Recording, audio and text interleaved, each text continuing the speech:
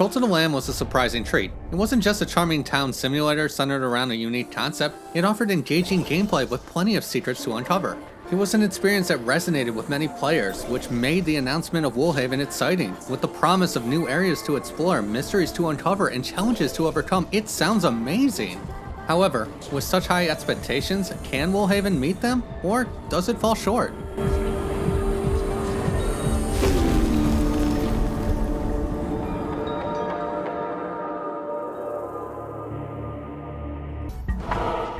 Since Woolhaven basically requires story completion, this review is going to assume some familiarity with the base game. That said, it doesn't contain any spoilers or anything that will hinder enjoyment of the base game for those who have yet to purchase or complete it.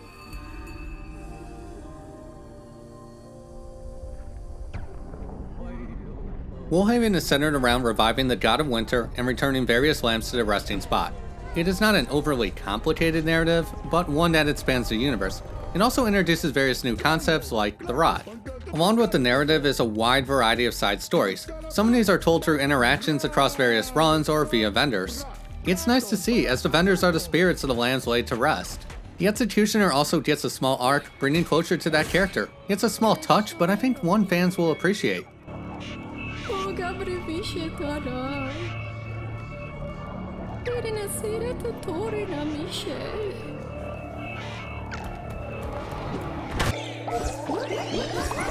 Woolhaven offers big changes in both the cult simulator and combat modes. Since this is ultimately about running a cult, I'll start there.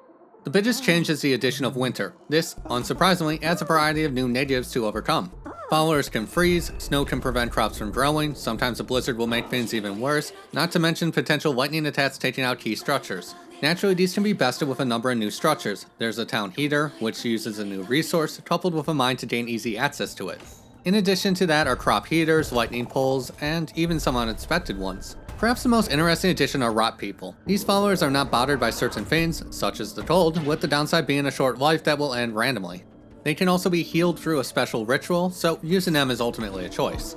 Another new aspect is the ability to raise livestock, which is surprisingly robust. There are several different animals, and they can be sheared, mated, milked, pet, fed, or taken for a walk. Unlocking more animals encourages engaging with the mode. They're also a great way to get food, one that can withstand the harsh winter period.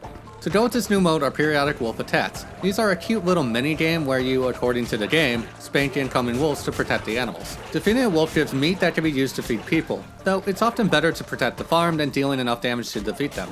With all this being said, Winter has the same easy mode option as the base game. What I mean is, having a feast was a simple way to feed everyone without having to do anything.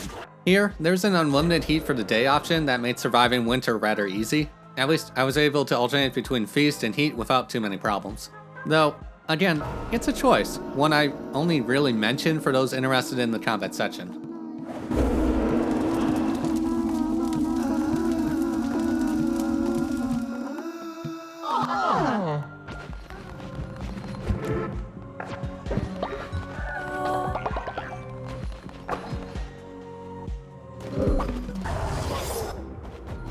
It goes without saying the core gameplay loop is the same. The only substantial change are flail weapons. Personally, I think they're really slow and easily my least favorite weapon. Some of this might be a skill issue, but it's more than capable of winning regardless. As for the gameplay itself, the difficulty is a notch higher than the base game, mostly due to aggressive enemies that force players to be reactive. So, those who didn't like the original run will probably hate this version of it.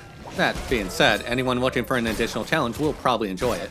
While I think certain room arrangements were cheap, once I got the hang of things it was a lot of fun. Mindless gameplay was replaced with a more thoughtful approach. I had to consider every enemy, focus on specific ones first, and constantly be aware of potential traps. It took a little bit to get down, but once I did, things became quite manageable. Interestingly, I found several base enemies harder than the bosses themselves. Usually the only challenging part was the weird attack rotations or dealing with some ads they summoned.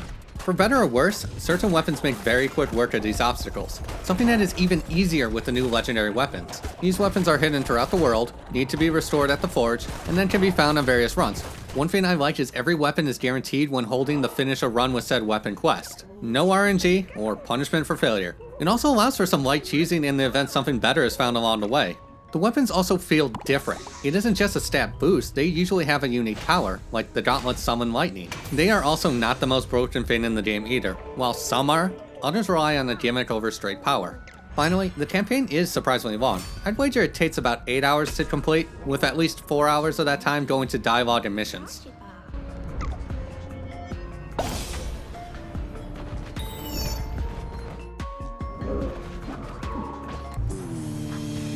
Before getting to the conclusion, I wanted to touch briefly on the art direction of this DLC.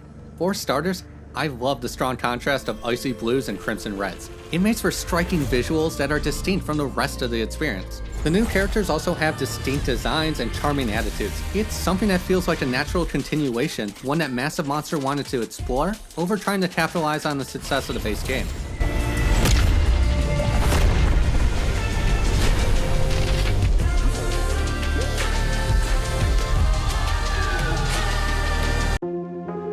Cult of the Lamb Woolhaven is basically what I'd want from an expansion. It builds on both sides equally, giving each one new and exciting problems to overcome. It also doesn't eliminate shortcuts, so those who don't want to optimize are not punished for doing so. And while some might be put off by the additional difficulty, those willing to fight the harsh storm are rewarded with a delightful follow-up. Hey, thanks for watching. If you found this helpful, don't forget to leave a like, and for more content, please subscribe.